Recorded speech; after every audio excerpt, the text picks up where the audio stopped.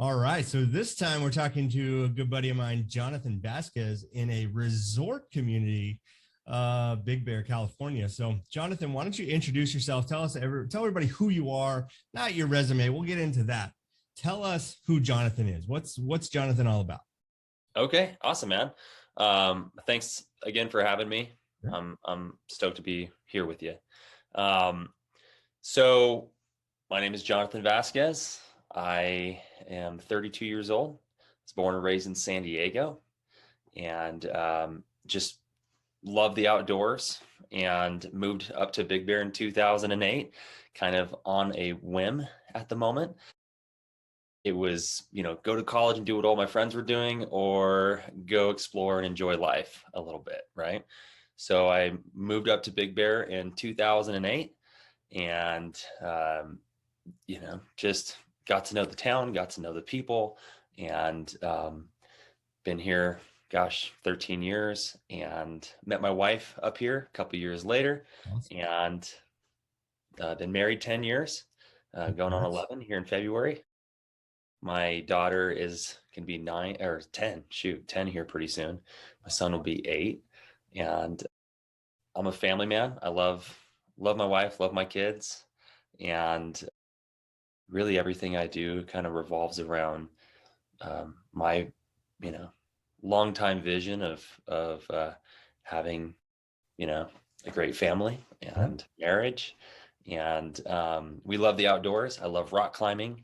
My wife and I both, and my kids, mountain biking, hiking, exploring, coffee, fall days, walks on the beach. I don't know. And now motorcycle rides, right? Love motorcycle. Yeah. That's kind of a childhood idea or desire, and started jumping on that about 4 months ago, something like that. Awesome. And my wife did too. And so we get a lot of riding, and that's kind of our new thing. That's awesome, man. Yeah. So, if we didn't do this and someone just connected with you on Facebook, they would get that entire, like everything you just said, because you're very transparent about the things you do, the things you like.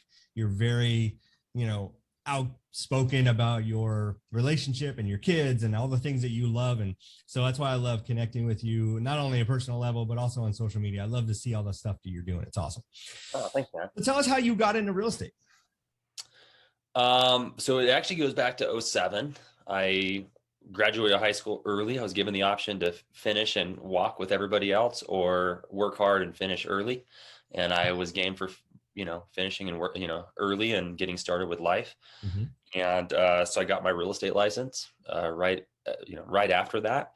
And then the market started turning that summer, fall, something like that. I was going to start with my mom and my dad, launch a business with them. My mom was a loan officer, and my dad was a real estate agent and in San Diego. And then the market turned. So I continued to stay with restaurant and fine dining. And I ultimately got recruited into banking. When I moved to Big Bear, I was continuing to do fine dining. Got to know a lot of the business people in town. Served Tim Wood, who was a very reputable, nationally renowned real estate coach. And he wanted to recruit me the same time Union Bank recruited me. And by that point, I'm like, I knew enough realtors where I'm like, no, thanks. I don't want to be a real estate agent. Yeah. And then I worked banking for 2.5 years, served a lot of real estate agents, and even more so, I'm like, I don't want to be a realtor. And then he kept coming back in and trying to recruit me. And finally, I was getting married right around the third time he came in, and over a 2.5 years time, Mm-hmm. I'm like, sure, give me an offer I can't refuse, and we'll talk. And so he had my wife and I come in and sit down with him, and we agreed, and it made a lot of sense, and the rest is history. I mean, I've been doing it full time ever since. That was 11 years, Wow. Yeah. That's, I actually didn't know that beginning story. So that's awesome. So what's all this for? Like, what's your end result here? What are you going after? I love that. Yeah, that's a great question. Because it gets diluted at times. I'm sure you could relate with that in real estate. Real estate is busy. It is certainly the grind. It is certainly, for anybody listening that isn't in it, I mean, it is a very great business, very taxing business if you take the bull by the horn, so to speak, and try to serve people at a high level. And so, trying, I love that you asked that question. It's making me think for a second. Really, for me, why I got into it is what it's all about for me. It was the vision of I could give my wife and my future kids a great life, potentially if I play the right cards, and work hard, and figure out how to do this thing called real estate business, and but that was really the backing of it. It was the vision of what could be if I were to make the kind of money that I know real estate agents, at the time I knew real estate agents could make. The guy sitting in front of me that recruited me, 5,000 transactions under his name by that point, did very well, so that was kind of the fuel behind the momentum throughout. So if we move to more of a cliche type question of it's 5 years from now, what does your business look like? That is another really good question because it has been evolving. My mindset on it, my questions on it, and just being very transparent, vulnerable. I was working for as a top producer for a very high performing team, a number one team at the time in the area, and still one of the top teams. And I worked very well, worked my way up quickly, became a top producer, and left that team because I'm like, well, I guess to really make it, you got to build a team and all of that. And certainly I've watched that continue to be the case where it's like, people are onto something to really build out these teams. And part of that I really like, right? Also the influencing part of it, inspiring people, the small, tight knit community. So that was the vision of why I left my former team. And that was the trajectory that I put myself on, was to basically start from scratch, start over and build a team, right?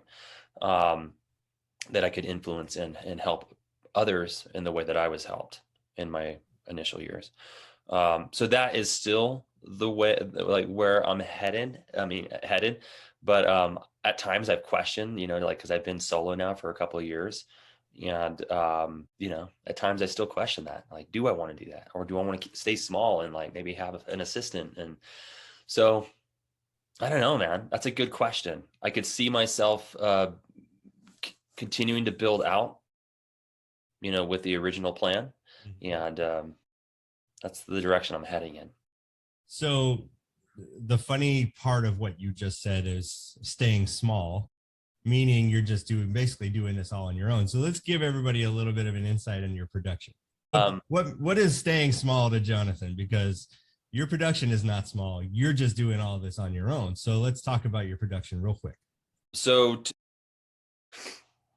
2020, I did 50 units, and my goal was to 50 units, 20 million plus in sales.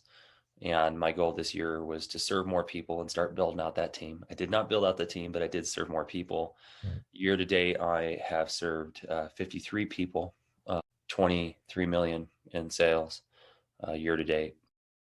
Incredible. And essentially, you do have a bit of a team member. You have a TC that you use, which is not even necessarily on payroll. It's just a third party that a lot of people use, right? Yeah, she's exactly. Yep. Yeah. I hire her. I pay her $300 a transaction. And so all the showings, all of the contracts are written by you. Everything you do, with the exception of maybe the contract to close stuff with some paperwork, right? Once we open escrow, she runs with the rest of the paperwork, but I still do everything else. Right. So just want to reiterate what Jonathan meant by staying small. He's got a big business in a small, team space, if you will. All right, so let's continue with this 5 years kind of theory. What's your life look like in 5 years? Think about it all the time. My son and my daughter will be in their mid-teens, and I see, my vision is to have more time and ultimately to have a business that is growing, right?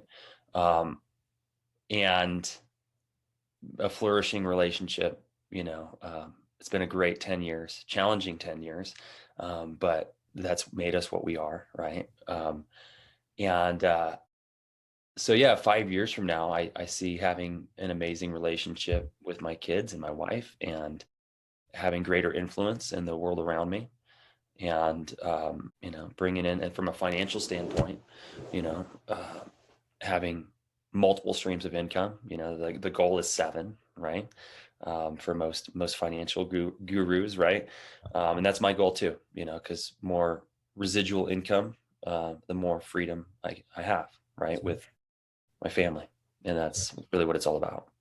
So multiple houses in multiple states and all my, that whole thing. Absolutely. Same thing. My wife and I have that kind of starting to map out, right? There's some places that she's always wanted to, have a little condo to, whether we visit it once or twice a year, but then maybe Airbnb it or just rent it out. Who knows, right? But there's all those plans that we all have.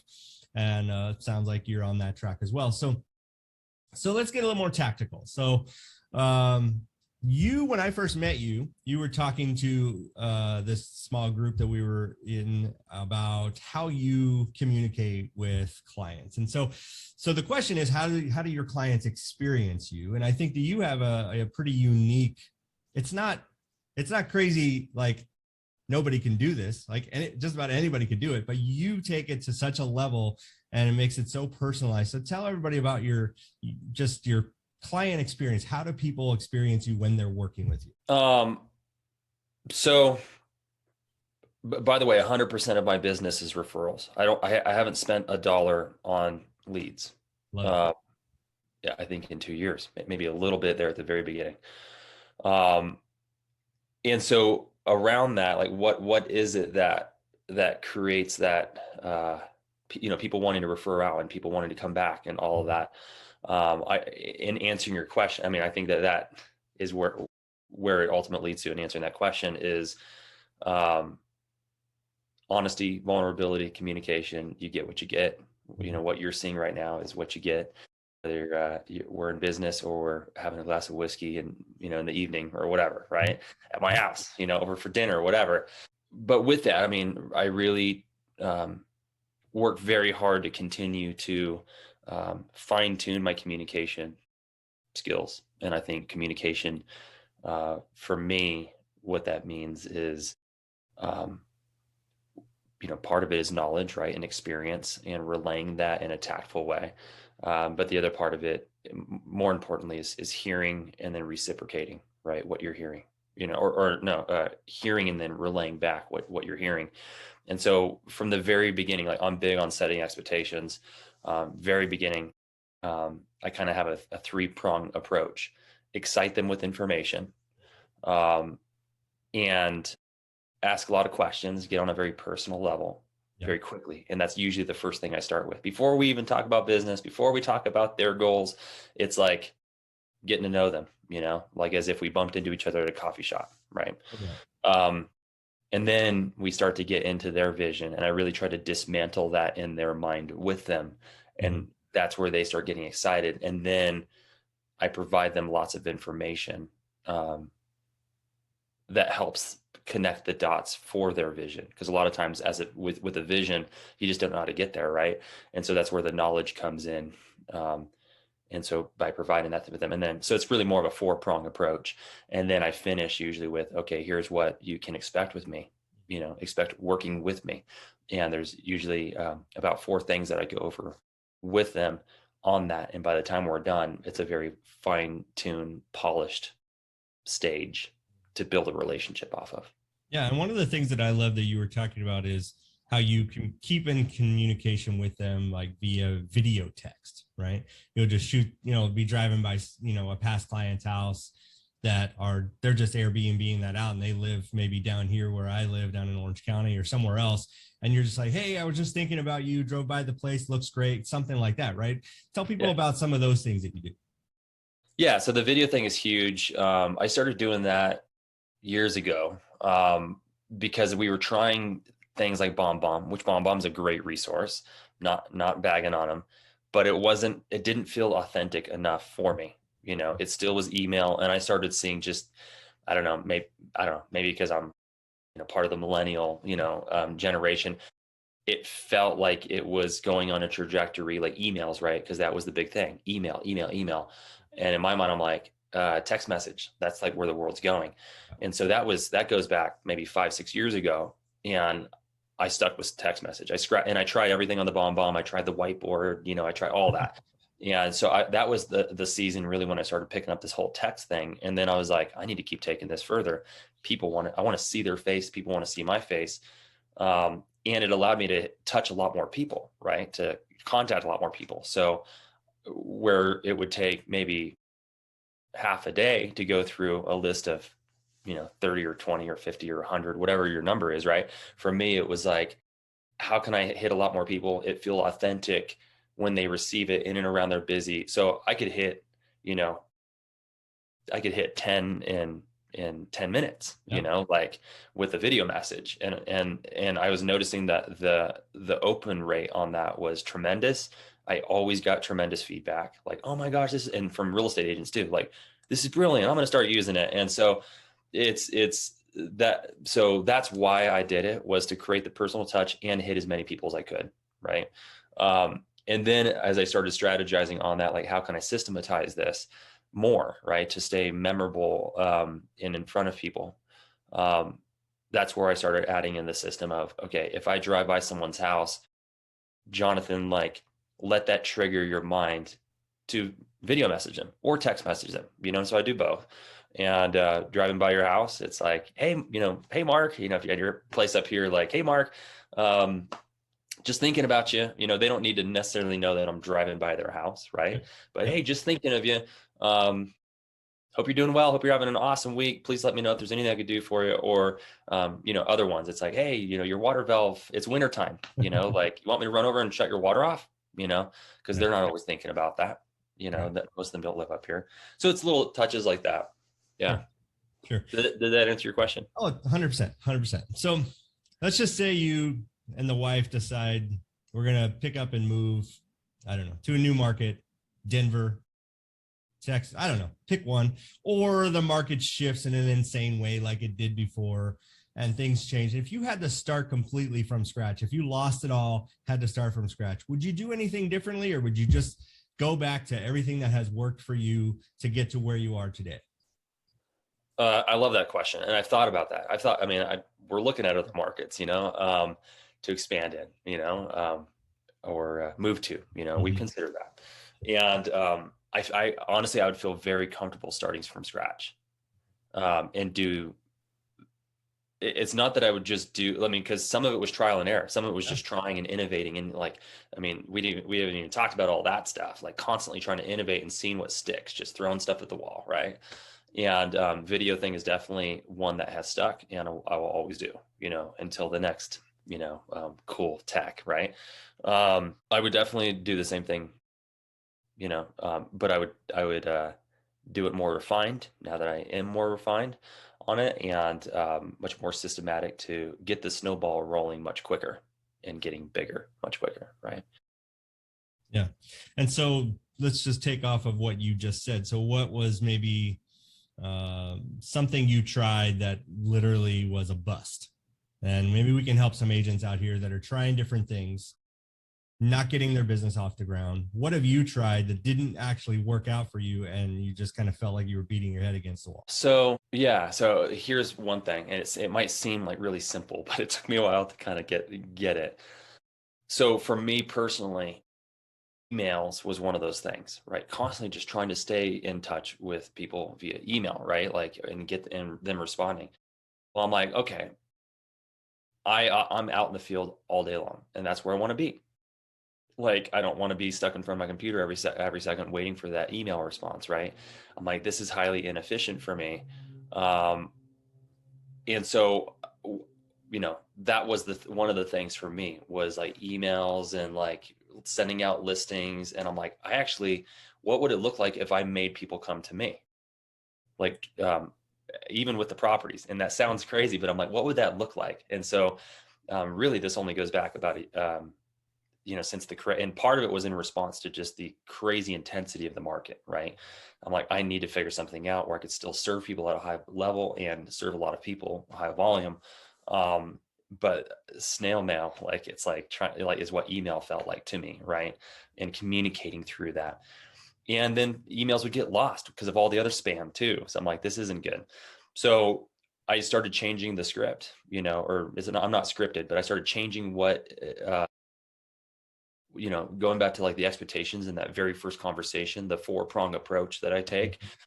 One of those expectations I said at the end is, here's what you could expect from me and with me, working with me in terms of finding your home, right? And I don't even tell them anymore that email works best for me. I tell them what works best for me, because it used to be like, what works best for you, know? Yeah. But it's like, I can't serve you well if I'm not getting what works best for me, right? So I don't even tell them, I'm like, if I'll set the expectation, if you're emailing me, you may not get a response within a day. You might not get it within 2 days, because it might get lost with all the spam I get from all the real estate agents and lenders, So I set that expectation. They kind of laugh about that. I'm like, here's where you're going to reach me very quickly: text message and phone calls and Instagram message. And, basically those all work really well for me. And so I started training people. I'm like, it's like training people really, like what it's going to look like if you work with me. Yep. And again, part of that was in response to the crazy market, but I actually kind of stuck with that, because now it's like, and I've gone back, I'm like, man, okay, so what happens if they're not like engaging me via text, right? And then the other approach that I added to that was ping pong, right? It's like, I always want to be the last one to ask the question. So when they ask a question, I'll answer, and then I'll ask another question. So that way I'm always putting the ball back on their court, and and then that way they're not waiting on me. Right. So anyways, that was one thing I was throwing at the wall, trying to figure out like my systems of like communication. And I found that text and phone calls, like on the go, and the video message response. And most of the time I'm in my car, or the voice response on the iPhones, anyways, that's kind of how I got that issue to finally stick.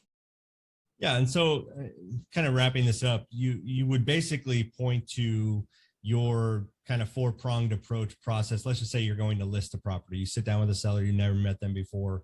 Is that really what's kind of selling you to them as far as what your approach is? Or is there something about you as far as your unique selling proposition that really separates you from some of the other even top agents in your market, or even some of those people that are still struggling in your market? Like your X factor, your USP, is it that, or is there something else in there? No, so the that you're talking about is the systems behind me, right?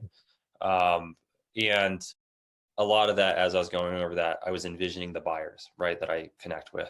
So the question you have right now, talking around sellers and what is my value prop and why would they hire me over the other listing agents, right?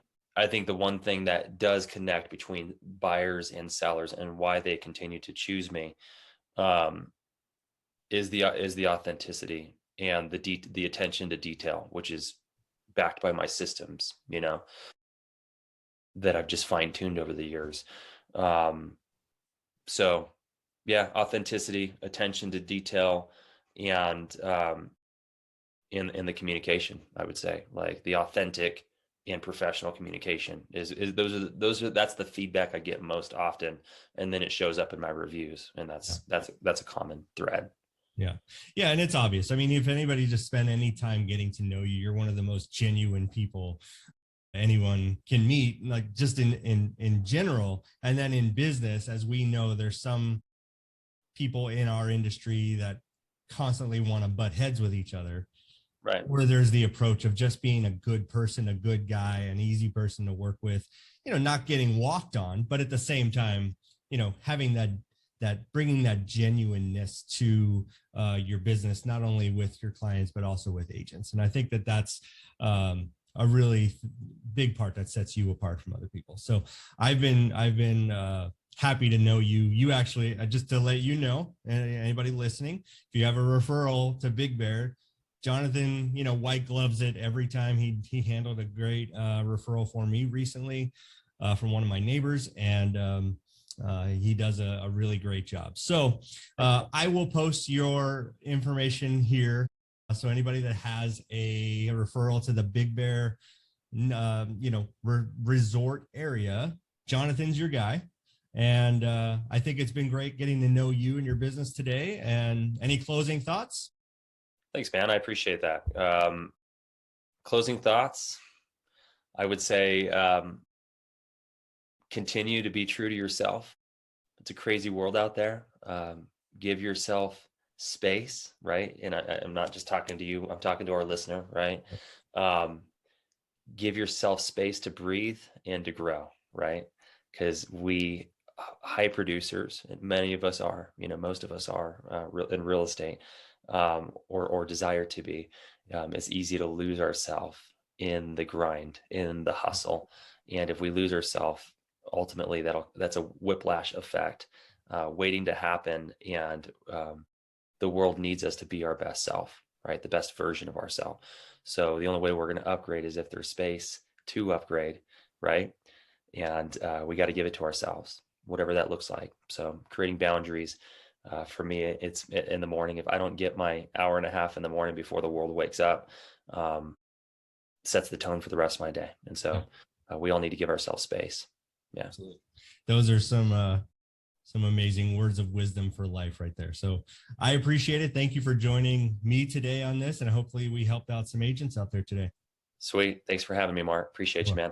All right. Talk soon.